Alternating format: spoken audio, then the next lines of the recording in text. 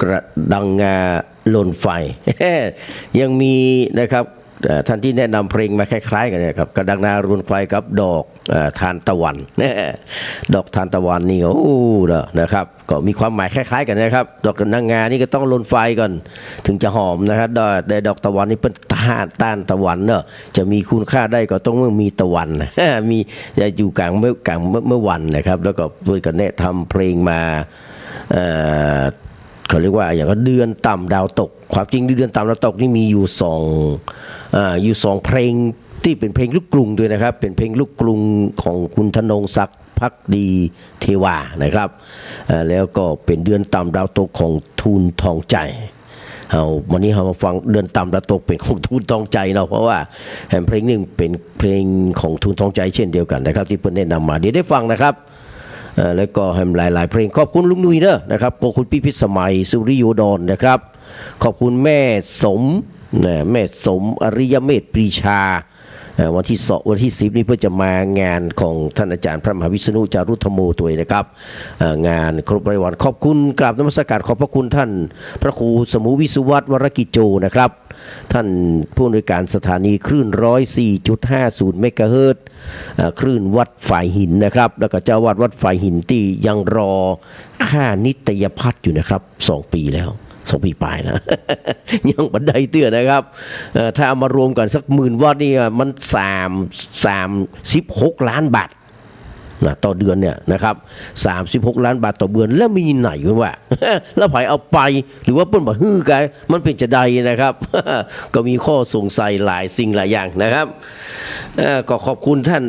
กราบนมัสการขอบพระคุณท่านพระครูนะครับประภาสปริยัติวิมลด้วยนะครับที่ได้ส่งข้อความมาหลายเรื่องหลายราวครับวันนี้เราก็มาดูหัวข้อข่าวนะครับเฮียก่อนนะครับวันนี้น้องเป็กที่ผมว่านะครับน้องเป็กปริโชคนี่นะยกมือไหว้ขอโทษละขณะที่รักษาตัวอยู่ที่โรงพยาบาลบอกว่าดื่มนักจนขาดสติเนี่ยสุราเมรยะเนาะโอ้นะครับเป็นอย่างอี้แหมเหมาะนะครับก็บอกว่าการขอโทษจะเป็นนี่ก็แล้วแต่นะเมื่อทำผิดแล้วรู้จักสำนึกผิดนะครับมันก็ควรแก่การอภัยเนาะ แล้วก็อย่างที่ว่าครับบิ๊กป้อมยังหวังเป็นนายกดึงสันติพร้อมพัฒน์นะครับเลขามาเป็นเลขาพลังประชารัฐนะแล้วก็เปลี่ยนทีมโฆษณานะไป3 ชุดนี่ให้บุญบุตรขันให้บุญไพบุญอย่างนั้นนะครับไพบุญเขี้ยวปุนี่นะครับเป็นรองนายกรองหัวหน้าพรรคเหมือนเดิมถ้าจะได้สสสัก3 ล้านป่ายนะครับ3 ล้านกว่าคนนะในสสเนี่ยมีแค่500มีเท่าไหร่มีเท่าไหร่400 คนเนาะถึงสสบัญชีรายชื่อปิ๊กป้อมเอาไปเห็น3 ล้านคนแล้วโอ้โตนะฮะก็คงบ่เหลือพรรคอื่นแล้วครับนายกรัฐมนตรีต่อไปนี่ชื่อพลเอกประวิตรนะครับจันทร์โอชานะครับแล้วก็เอาพลเอกประยุทธ์วงษ์สุวรรณไปอยู่ตัวจับพอดีนะฮะแล้วก็กิตติศักดิ์นะครับกิตติศักดิ์รัตนวราหะนี่เนาะสวจอมคนสวตัวตึง ตัวตึงในสภานะครับกิตติศักดิ์รัตนวราหะนี่นะครับก็โดนแล้วครับศาลจำคุก8 เดือนนะครับปรับ 60,000 ในคดีหมิ่นประมาทวิยาวัจกรของวัดบางคลานนี่นะที่จังหวัดพิจิตรว่าจริงครับนั่นนะครับแต่ว่านี่หันปาหลืมเนาะไปโพสภามา ไปโพสภามาในระยะเวลา10 เดือนนี่ปาหลืมอายุจะย่างเขา80แล้วนะครับ78 79นะครับเพราะว่าแก่กว่าทักษิณไปประมาณ2 ปีนะป่าลืมเพราะนี่ก็ยังจะย่างเขา80ครับ79นะครับรุ่นราวเขาเดียวกันกับประวิตรนี่แหละครับ ไปแต่ว่าไปประเมินครับมีคนมาตักมาทายมีสสใหม่นะครับคุณเอกอย่างนั้นนะที่เป็นคุณ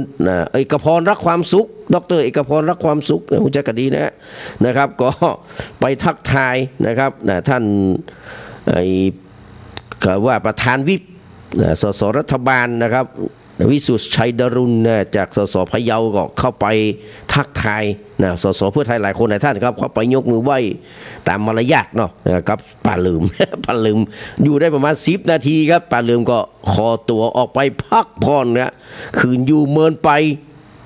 ลำบากนะครับแล้วก็นี่ครับที่มันเป็นประเด็นนะครับธีรรัตน์นะครับธีรรัตน์สำเร็จวานิชหรือว่าน้องอิมนี่นะครับรัฐมนตรีว่าช่วยว่าการกระทรวงมหาดไทยมท2นะครับสสกรุงเทพหนึ่งเดียวของพรรคเพื่อไทยนะครับได้สั่งนะครับปภคือกรมการปกครองความปลอดภัยอย่างนี้นะครับฮือแจงด่วนนะครับเกี่ยวกับงบที่อุบลเนี่ยครับได้แค่5.50,000คือได้ 56,000 บาทพี่น้องมาเทียบกับจังหวัดอื่นนี่ต่างลิบลับพี่น้องโอ้โหของแท้นะครับน้องอิมครับธีรรัตน์สำเร็จวานิชนะครับสั่งให้ปภแจ้งด่วนงบอุบลได้แค่ 5.50,000 บาทเทียบกับจังหวัดอื่นนี่มันไกลกันหลายโยชน์มันว่าครับเมื่อตะวาเนี่ยครับวันที่6 สิงหาคม 2568ธีรรัตน์สำเร็จวานิชได้โพสต์เฟซบุ๊กระบุว่านะครับเพิ่นว่าได้รับเรื่องราวอย่างต่างๆละที่มีรายงานตัวเลขการเบิกจ่าย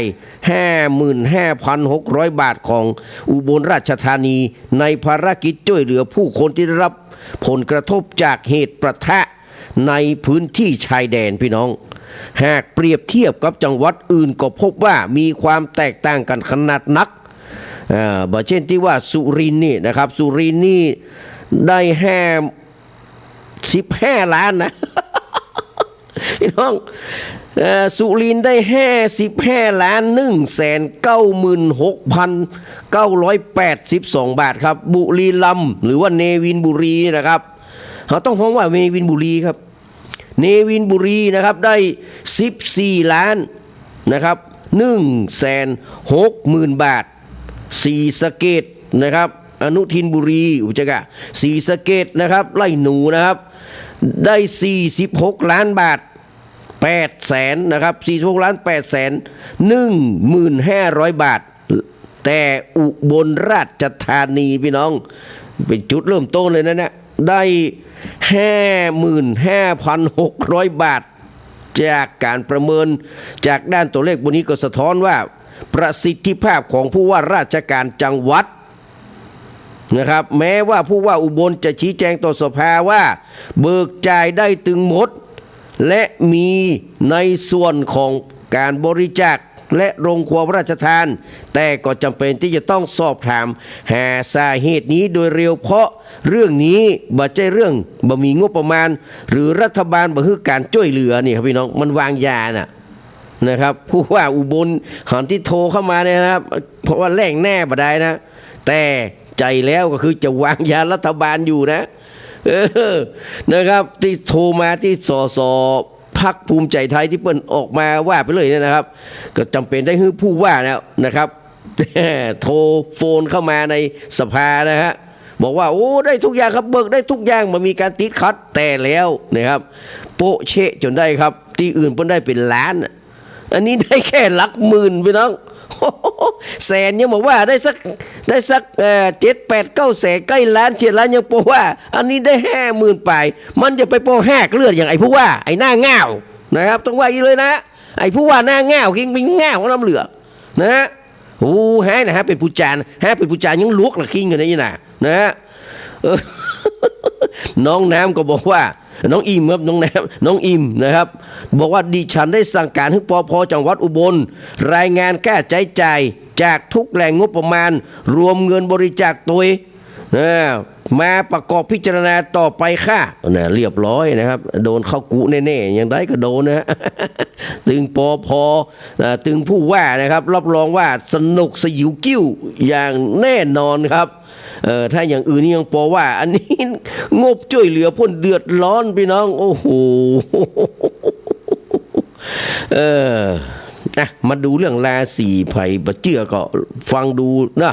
ปานิดาก็ฟังดูเนอะถ้าฟังนะพี่พิสมัยก็ฟังดูลุงหนุ่ยก็ฟังดูเนอะ ทุกเจ้าก็บ่ต้องไปฟังบ่ต้องไปสนใจนะครับ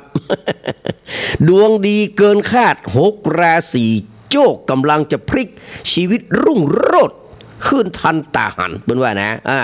6 ราศีดวงครูแรงทำชีวิตพลิกได้โชคพี่น้องกับเมื่อบุยมาแล้วนะครับนักพยากรณ์ชื่อดังหมอบอยนะ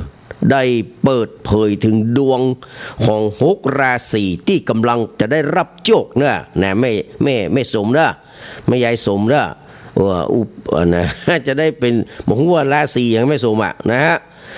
กำลังจะได้รับโชคใหญ่และการเปลี่ยนแปลงครั้งสำคัญในชีวิตซึ่งแนวโน้มจะพลิกฟื้นจากสถานการณ์ที่เคยตกต่ำเพื่อกลับมารุ่งโรจน์โชติช่วงชัชวาลอย่างมันน่าเชื่อผมว่าไอ้หมอบอยบอกว่าราศีที่โชคดีที่สุดในช่วงนี้ก็คือราศีธนูน่าจะพฤศจิกาธันวาเนาะราศีพฤศจิกเนี่ยราศีมีนราศีมังกรมังกรนะครับแล้วก็ราศีมิถุนหรือว่าเมถุนนี่นะฮะโอ้เขามีตัวเฮ้ย14 ถึง 14นะ14เขาเรียกว่า14 พฤษภาถึง14มิไม่ใช่14 พฤษภาอันยังไม่ละ14 มิถุนาถึง14 กรกฎาคมของราศีเมถุนว่ามิถุนนี่นะและราศีกันนี่มีราศีกันยาด้วยนะทั้ง6 ราศีจะพบกับโอกาสที่บ่เคยคาดคิดมาก่อนและแม้ว่าอาจจะต้องอดทนมาเมินแต่ในที่สุดก็จะหันผลสำเร็จอย่างท่วมท้นโดยเฉพาะด้านการงานการเงินการดำเนินชีวิตคุณว่านะหมอบอยยังแนะนำว่าราศีเหล่านี้จะได้รับพลังจากครูดีนี่ที่จะคอยสนับสนุนให้ความช่วยเหลือและคอยอยู่ข้างๆอีล่ะบอกว่าจะเป็นเรื่องการของงานเรื่องความสำเร็จส่วนตัวโดยเฉพาะการปรับเปลี่ยนทิศทางชีวิตจากทำสิ่งเล็กๆให้สำเร็จ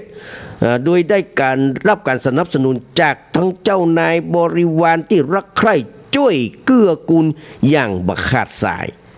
ทั้งยังบอกว่าโชคจากปู่ท่านจะช่วยดึงดูดความโชคดีจากทิศทางต่างๆพร้อมกับเคลียร์ความชั่วร้ายจากบุคคลที่เคยเป็นพิษในชีวิตที่หายไปพวกแน่ไว้หลังหลอกสันดานพ่นพิษจะบ่สา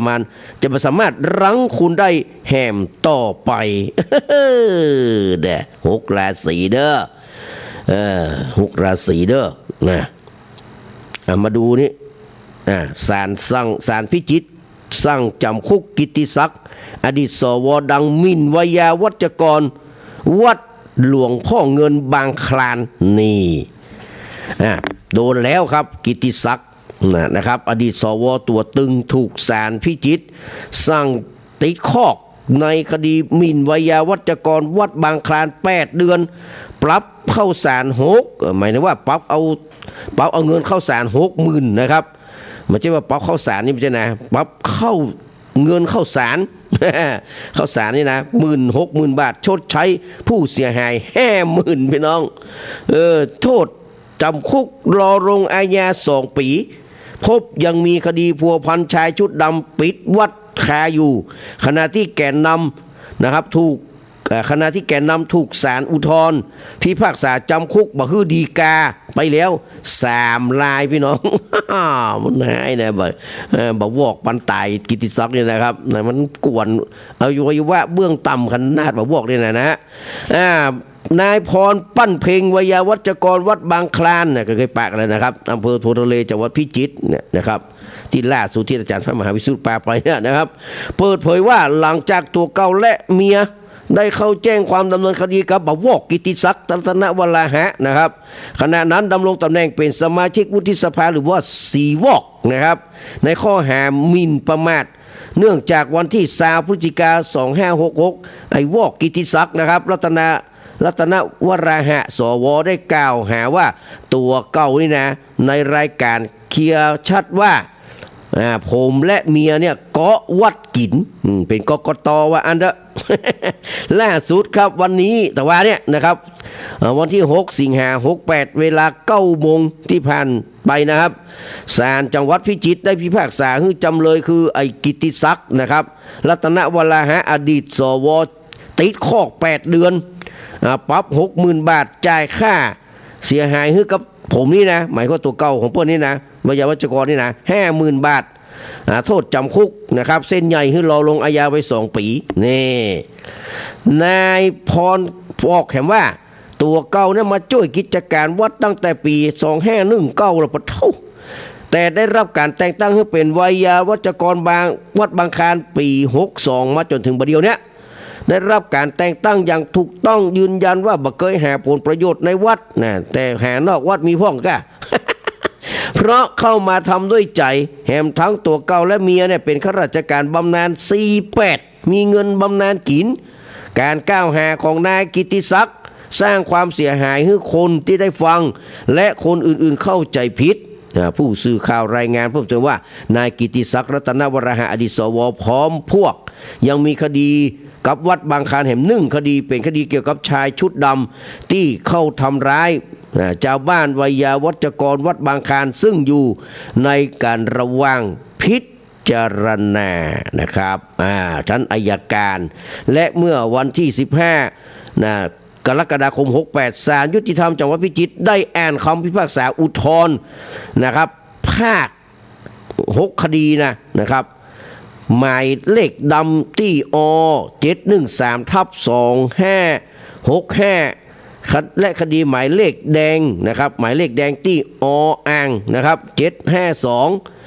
752/2566โดยศาลยุติธรรมได้สั่งจำคุก3 แกนนำที่เคยปิดวัดวังบางคลานโดยบ่รอลงอาญาส่งเข้ารับโทษในเรือนจำจังหวัดพิจิตรเหตุการณ์ที่เกิดขึ้นในห่วงที่มีการชุมนุมปิดวัดต่อต้านเจ้าอาวาสรูปใหม่หลายครั้งมาตั้งแต่ปี57เป็นต้นมาจนกระทั่ง6 ตุลาคม 2564วันพระสำคัญนะครับซึ่งวัดได้มีการจัดเทศมหาชาติขึ้นที่ศาลา1ในวัดที่ศาลา1นะครับมอกศาลา1วัดประแพงเนี่ยนะขณะที่ผู้ชุมนุมก็จัดแห่มศาลา1โจทย์ก็คือนายพิเศษเสริมผลซึ่งเป็นเจ้าบ้านที่บ่รู้ต้นสายปลายเหตุของความขัดแย้งลงเข้าไปในบนศาลาที่กลุ่มผู้ชุมนุมจัดพิธีอยู่ทำให้เกิดความเข้าใจผิดว่าเป็นไส้ศึกมาสอดแนมแห่ข้อมูลกลุ่มผู้ชุมนุมในช่วงนั้นนางประภานันท์จำเลยที่เป็นแกนนำคนสำคัญที่เคยประท้วงชุมนุมประท้วงปิดวัดหลวงพ่อเงินบางคลานพร้อมกับพวกร่วมกันทำร้ายนายพิเศษในงานเทศมหาชาติพอละบนศาลาการประเรียนหลังเก่าวัดบางคลานจนผู้เสียหายอาการสาหัสได้ไปแจ้งความดำเนินคดีซึ่งการต่อสู้คดียาวนานมาจนถึงวันที่15นะครับกรกฎาคม2568ศาลยุติธรรมจังหวัดพิจิตรได้นัดฟังคำพิพากษาศาลอุทธรณ์พิพากษายืนตามศาลชั้นต้นจำคุก3 จำเลยบ่อนุญาตให้จำเลยทั้ง3 คนดีกาพี่น้องมีไผ่พ่อพี่น้อง 1. นางประภานันท์ขอสงวนนามสกุลเสียว่าเส้นใหญ่อยู่นะครับอาจจะเป็นเมียผู้พิพากษาคนใดคนหนึ่งนะฮะจำคุก8 เดือน 13 วันและจำเลยที่3นายอมพรขอสนวนนามสกุลจำคุก8 เดือนนะครับอันนี้ญาติผู้พิพากษานะ และจ่ายสินไหมชดแทนสินไหมชดเชยจำนวน 12,000 บาทพร้อมดอกเบี้ย 5% นะตายแล้วเว้ยในความผิดฐานร่วมกันทำร้ายผู้อื่นโดยบ่ถึงแก่อันตรายทางจิตใจหรือว่าร่างกายร่วมกันข่มขืนใจให้ผู้อื่นกระทำการใดหรือบ่ทำการใดหรือจำยอมต่อสิ่งใดโดยทำให้กลัวว่าจะเกิดอันตรายต่อชีวิตร่างกายเสรีภาพของผู้ถูกข่มขืนใจหรือโดยใช้กำลังประทุษร้ายจนผู้ถูกข่มขืนใจจำยอมต่อสิ่งนั้นโดยร่วมกันกระทำความผิดตั้งแต่5 คนขึ้นไปและร่วมกันกักขังน่วงเหนี่ยวหรือกระทำการด้วยประการใดให้ผู้อื่นปราศจากเสรีภาพในร่างกายโดยคดีอาญานั้นถึงที่สุด เจ้าหน้าที่จึงนำตัวผู้ต้องหาถึง3 ก้อนะครับเข้าคอกนะประจำจังหวัดพิจิตรทันทีแห่มตัวเรียบร้อยไปกินข้าวแดงเก่งร้อนไปนะครับโอ้เนี่ยเมื่อเนี่ยนี่บักกึดเนาะพอเรียบร้อยแล้วโอ้เรียบร้อยพี่น้องอ่ะมาดูไฟนะมาดูไฟของไอ้อ้วนนะครับไอ้อ้วนภูมิธรรมนี่นะเพราะว่ารู้หรือไม่4 สัปดาห์ครม.ภูมิธรรมแต่งตั้งข้าราชการระดับสูงไปแล้วกี่ตำแหน่งพี่น้องจะกี่ตำแหน่งก็แจ้งนะเพราะมันแยกแก่นะมันเป็นชี้ค่านะครับของรัฐมนตรีว่าการกระทรวงมหาดไทยคนเก่าคือนายอนุทินชาญวีรกูลนี่นะครับมันถวายหัวแล้วก็ตัดหัวมันกว้างไปให้อนุทินเนี่ยก็จบนะครับภายใต้การบริหารราชการแผ่นดินนะของนายภูมิธรรมนะครับเวชยชัยรองนายกรัฐมนตรีและรัฐมนตรีว่าการกระทรวงมหาดไทยในฐานะรักษาการราชการแทนนายกรัฐมนตรีในช่วงที่นางสาวแพทองธารชินวัตรหยุดปฏิบัติหน้าที่นายกรัฐมนตรีตามคำสั่งศาลรัฐธรรมนูญจากกรณีคลิปสนทนาทางโทรศัพท์กับฮุนเซนนะครับพอจะว่าสมเด็จผมบอกว่าที่ก่อนไอ้วอกฮุนเซนนี่ก็แล้วกันเนาะประธานวุฒิสภาและอดีตนายกรัฐมนตรีกัมพูชาฐานเศรษฐกิจนะครับรวบรวมข้อมูลการทำหน้าที่รักษาการของนายกของนายภูมิธรรมที่นั่งหัวโต๊ะประธานการประชุมครม.ในรอบ4 สัปดาห์ที่ผ่านมาพบการขับเคลื่อนกำกับดูแลการแต่งตั้งโยกย้ายข้าราชการระดับสูงในหน่วยงานต่างๆนะครับอย่างต่อเนื่องทุกสัปดาห์โดยการหน้านี้สำนักเลขาธิการรัฐมนตรีหรือว่าสลค.นะครับมีหนังสือด่วนที่สุดลงวันที่14 กรกฎาคม 2568แจ้งเวียนเนี่ยเขาเรียกเกษียณนี่นะแจ้งเวียนถึงนะครับรัฐมนตรีทุกท่านที่เกี่ยวกับการแต่งตั้งโยกย้ายข้าราชการระดับสูงระบุว่าในการประชุมคณะรัฐมนตรีเมื่อวันที่ 8 กรกฎาคม 2518นายภูมิธรรมได้เสนอและกำชับให้รัฐมนตรีที่มีข้าราชการระดับสูงในสังกัดที่จะเกษียณอายุข้าราชการในปีงบประมาณ 2568 นี้เร่งพิจารณาเสนอชื่อผู้ที่จะแต่งตั้งดำรงตำแหน่งแทนหรือผู้ที่จะประสงค์จะโยกย้ายสับเปลี่ยนหมุนเวียนต่อคณะรัฐมนตรีโดยรวมเพื่อให้มีเวลาเพียงพอในการดำเนินการตามขั้นตอนต่างๆนะครับขั้นตอนต่างๆขึ้นแล้วเสร็จภายในนะครับวันสิ้นปีงบประมาณนะครับจากการรวบรวมเอกสารสรุปมติครม.นะครับคณะรัฐมนตรีที่เกี่ยวกับการแต่งตั้งโยกย้ายข้าราชการพลเรือนสามัญระดับสูงในหลากหลายกระทรวงและหน่วยงานราชการส่วนใหญ่มีผลบังคับใช้ตั้งแต่วันที่ 1 ตุลาคม 2568 เป็นต้นไปหรือตามวันที่ทรงพระกรุณาโปรดเกล้าโปรดกระหม่อมแต่งตั้งทั้งที่มีวัตถุประสงค์หลักนะครับเพื่อทดแทนผู้ดำรงตำแหน่งที่จะเกษียณอายุราชการและสับเปลี่ยนหมุนเวียนตำแหน่งที่ว่างหรือเพื่อให้เกิดประสิทธิภาพในการบริหารงานแต่งตั้งแล้ว4 ปลัดกระทรวงพี่น้อง นะกำลังจะแฮมลายกระทรวงอยู่นั่นนะเนาะกระทรวงการพัฒนาสังคมและความมั่นคงของมนุษย์เมื่อวันที่ 5 สิงหาคมที่ผ่านมาได้แต่งตั้งกันตพงษ์รังสีสว่างจากอธิบดีกรมพัฒนาสังคมและสวัสดิการให้ดำรงตำแหน่งปลัดกระทรวงนะครับกระทรวงพัฒนาการสังคมและความมั่นคงของมนุษย์นี่นะพี่น้องเพื่อทดแทนผู้ที่จะเกษียณอายุราชการนะและก็2กระทรวงทรัพยากรธรรมชาติและสิ่งแวดล้อม29 กรกฎาคม 68แต่งตั้งนางชยานันท์ภักดีจิตนะครับเลขาธิการสำนักงานนโยบายและแผนทรัพยากรธรรมชาติและสิ่งแวดล้อมให้ดำรงตำแหน่งปลัดกระทรวงเพื่อทดแทนตำแหน่งที่ว่าง3กระทรวงเกษตรและสหกรณ์22 กรกฎาคม 68แต่งตั้งให้นายวิโรจน์นะครับนายวินโรจน์ทรัพย์ทรงสุขอธิบดีกรมตรวจบัญชีสหกรณ์ให้ดำรงตำแหน่งปลัดกระทรวงเพื่อทดแทนผู้ที่จะเกษียณอายุราชการ4กระทรวงสาธารณสุขนะครับ15 กรกฎาคม 68แต่งตั้งนายสมฤกษ์จึงสมานอธิบดีกรมการแพทย์แผนไทยและการแพทย์ทางเลือกให้ดำรงตำแหน่งปลัดกระทรวง นะครับเพื่อทดแทนผู้ที่จะเกษียณอายุราชการพี่น้องนี่การแต่งตั้งโยกย้ายนะครับสำคัญในแต่ละกระทรวงกระทรวงมหาดไทยนะครับเมื่อตะวันซื้อนี่นะครับ5 สิงหานี่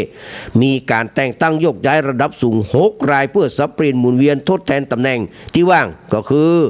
นายพรพจน์เพ็ญพาดนะครับพรพจน์เพ็ญพาดอธิบดีกรมที่ดินดำรงตำแหน่งเป็นรองปลัดกระทรวงนะครับลดเกรดเดียวกันครับแต่ลดชั้นนะพี่น้อง เกรดเดียวกันนะแต่ลดชั้นนายขจรเกียรติรักพานิชมณีผู้ว่าราชการจังหวัดนะครับฉะเชิงเซาผู้ดำรงตำแหน่งอธิบดีกรมที่ดินนายเชษฐาโมสิกรัตน์รองปลัดกระทรวงนะครับดำรงตำแหน่งอธิบดีกรมป้องกันและบรรเทาสาธารณภัยแฮปปี้กว่าเป็นรองปลัดแน่นอนนะครับสันติรุ่งรังสิรุจิผู้ตรวจการราชการกระทรวงดำรงตำแหน่งผู้ว่าราชการจังหวัดฉะเชิงเซานะครับแฮปปี้กว่าเป็นผู้ตรวจการแน่นอนนะนายไตรภพวงศ์ไตรรัตน์อันนี้เป็นญาติของบุญจงนะครับพรรคภูมิใจเงินนี่นะครับ พรรคภูมิใจเงินผู้ว่าราชการจังหวัดระยองครับดำรงตำแหน่งผู้ว่าราชการจังหวัดเพชรบุรีอันนี้ก็บ่เสียหายนะครับภาสกรบุญยรักษ์นะครับอธิบดีกรมป้องกันบรรเทาสาธารณภัยดำรงตำแหน่งผู้ว่าราชการจังหวัดระยองอันนี้ก็ระนาบเดียวกันไม่เป็นไรนะครับแล้วก็กระทรวงศึกษาธิการเมื่อวันที่5 สิงหาคมวันซืนเช่นเดียวกันครับมีการโยกย้าย2 รายคือพิเชษฐ์โพภักดีรองปลัดกระทรวง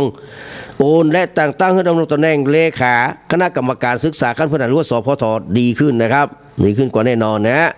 และก็สุรศักดิ์อินทรีไกรผู้ตรวจการราชการกระทรวงย้ายและแต่งตั้งดำรงตำแหน่งรองปลัดกระทรวงอันนี้นี่ไม่แฮปปี้นะ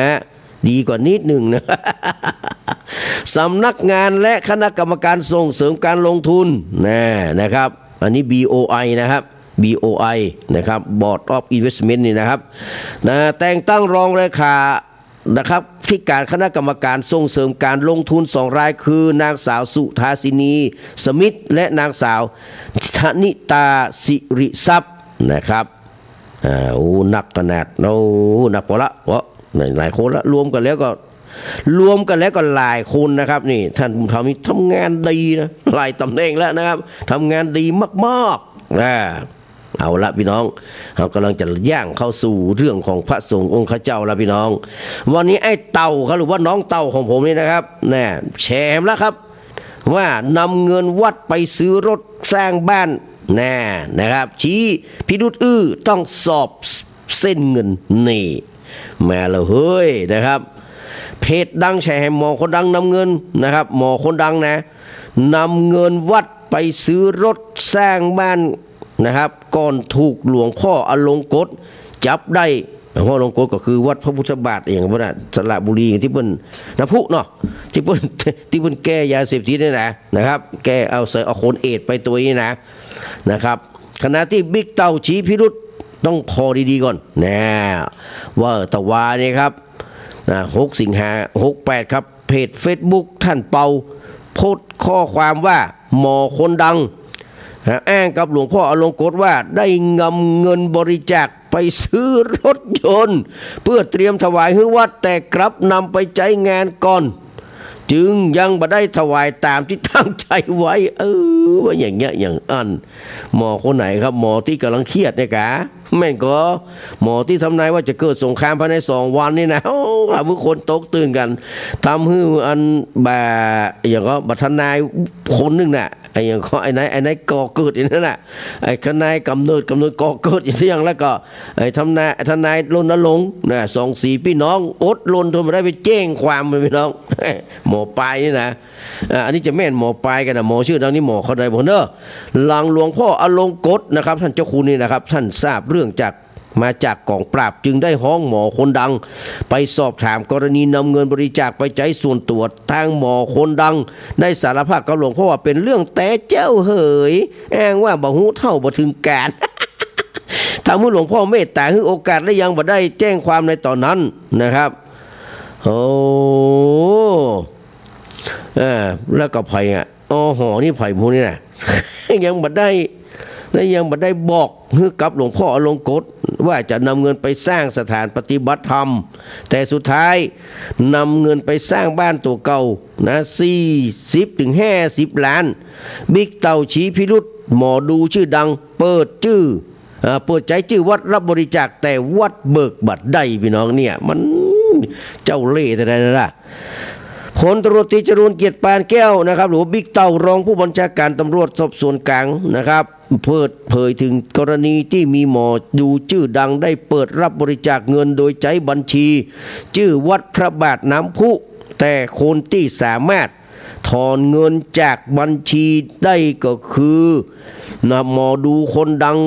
หมอคุณนนท์กล่าวนะครับทำให้ประชาชนเกิดข้อสงสัยว่าเป็นจะได้ถึงเปิดรับบริจาคใช้ชื่อวัดแต่วัดถอนเงินบ่ได้นี่ท่านจรุงเกียรติบอกว่าตอนนี้มีผู้เสียหายได้มาร้องขอความเป็นธรรมนะครับที่กองกำกับการ1กองบังคับการปราบปรามเรื่องหมอดูคนดังกล่าวได้มีการคุยกับผู้กำกับกองหนึ่งซึ่งกำลังตรวจสอบมีการอ้างว่านำเงินไปให้เจ้าอาวาสนะครับอยู่ในระหว่างการตรวจสอบและต้องมีการเช็คว่านำเงินไปให้เจ้าอาวาสแต่ก่อนและเจ้าอาวาสได้นำเงินไปใช้อย่างเมื่อผู้สื่อข่าวถามกรณีนี้จะเข้าข่ายคดีฉ้อโกงหรือไม่จรูญเกียรติบอกว่าคิดว่าน่าจะเข้าข่ายคดีฉ้อโกงแต่ต้องตรวจสอบดูว่าเงินที่รับบริจาคมาเอาไปให้เจ้าอาวาสแต่ก่อนถ้าเอาไปให้เจ้าอาวาสเอาไปจ่ายอย่างพ้องนะครับหรือผู้สื่อข่าวถามเห็นว่ากรณีที่หมอดูคนดังนำชื่อวัดมารับบริจาคแต่หมอดูคนดังกล่าวกับเบิกเงินได้คนเดียวทั้งที่ชื่อในบัญชีที่รับบริจาคเป็นชื่อวัดกระทำได้ก่อแน่จรูญเกียรติบอกว่าทำบาปได้ถ้าใจชื่อบัญชีรับบริจาคชื่อวัดก็ต้องนำเงินคือวัดแล้วคนที่เบิกจะต้องเป็นคนในวัดเท่านั้นเป็นคนวัดนะเพราะเป็นเงินวัดเดี๋ยวจะต้องมีการนำบัญชีดังกล่าวมาตรวจสอบว่าเงินที่เข้าในบัญชีเท่าใดมีเท่าใดและวัดได้เท่าใดและการรับบริจาคในลักษณะนี้ต้องมีกรรมการวัดนะครับในการตรวจสอบบัญชีให้ละเอียดบัจจัยอยากรับบริจาคก็ทำเลยนี่พี่น้องดีพี่น้องอันนี้ก็คือแค่กินสเปดนะคนเฮานะโอ้อันนี้ก็เป็นเรื่องของนะครับส่วนตู้เจ้าที่ยิงกันนี่ก็ไปมอบตัวเรียบร้อยแล้วเนอะนะครับไปมอบตัวเรียบร้อยแล้วตำรวจก็ไม่ต้องออกแหงนะ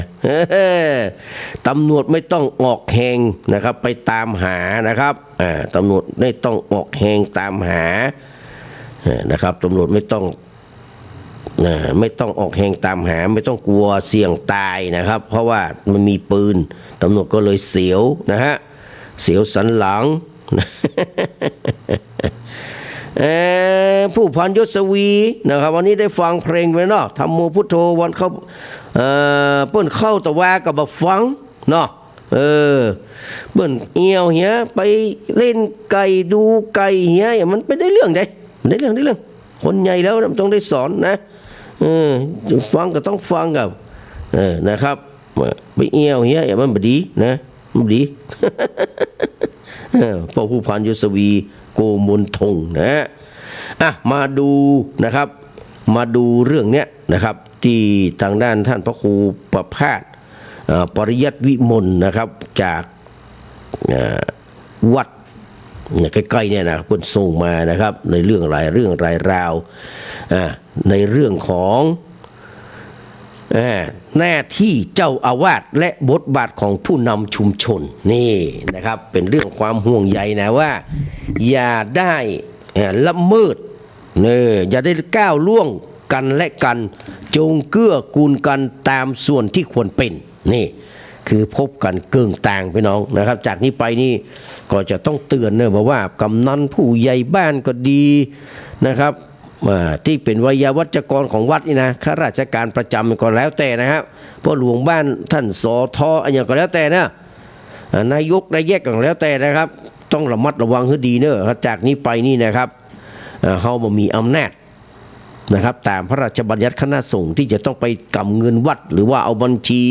เงินของวัดเนี่ยปิกไปที่บ้านนะครับจะงับเงินจะนับอย่างต่างๆเนี่ยท่านต้องนับ นะครับที่วัดมันจะไปนับที่บ้านเนี่ยอันตรายนะบอกให้เหี่ยก่อนนะฮะวันนี้ก็หน้าที่ของเจ้าอาวาสและบทบาทของผู้นำชุมชนอย่าก้าวล่วงกันและกันจงเกื้อกูลกันตามส่วนที่ควรจะเป็นพี่น้องตามที่มหาเถรสมาคมมีมติคือวัดทุกวัดจัดทำบัญชีรายจ่ายรายรับคือเป็นระบบนะครับโปร่งใสตรวจสอบได้นะครับและเป็นไปตามแนวทางวัดธรรมาภิบาลนั้นถือเป็นหลักการสำคัญที่สอดคล้องกับกฎกระทรวงว่าด้วยการดูแล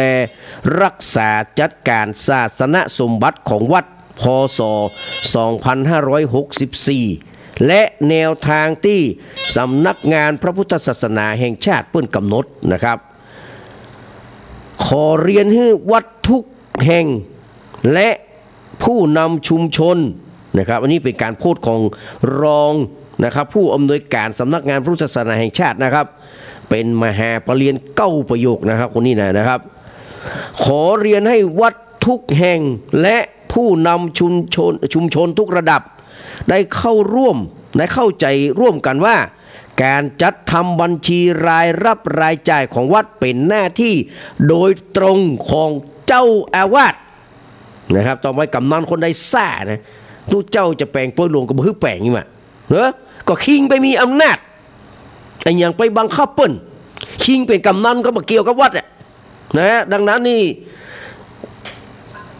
ต่อไปจะได้เข้าคอกนะครับต่อไปจะได้เข้าคอกเปิ้นว่าการจัดทำบัญชีรายรับรายจ่ายของวัดเป็นหน้าที่โดยตรงของเจ้าอาวาสและบุคคลที่เจ้าอาวาสมอบหมายเป็นทางการโดยเจ้าอาวาสมีหน้าที่ในการกำกับดูแลตรวจสอบและจัดเก็บนะครับบัญชีรายรับรายจ่ายของวัดรวมถึงบัญชีธนาคารของวัดตามกฎหมายว่าด้วยเรื่องนะครับบัญชีธนาคารของวัดเนี่ยก็คือท่านลองนะครับเพิ่นเขียนไว้ว่าได้ยินอยู่บ่อยครั้งว่า